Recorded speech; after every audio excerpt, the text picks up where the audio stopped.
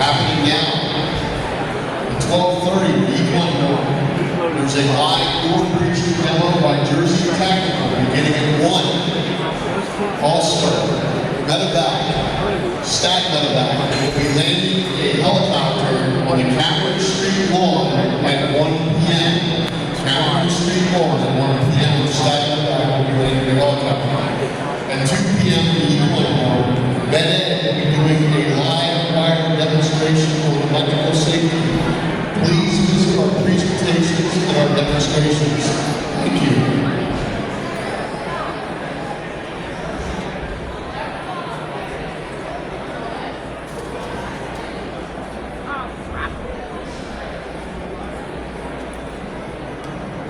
May I have your attention, please? There is a red Ford Explorer sitting at the loading dock off the Expo Hall. If it is not moved, it will be towed.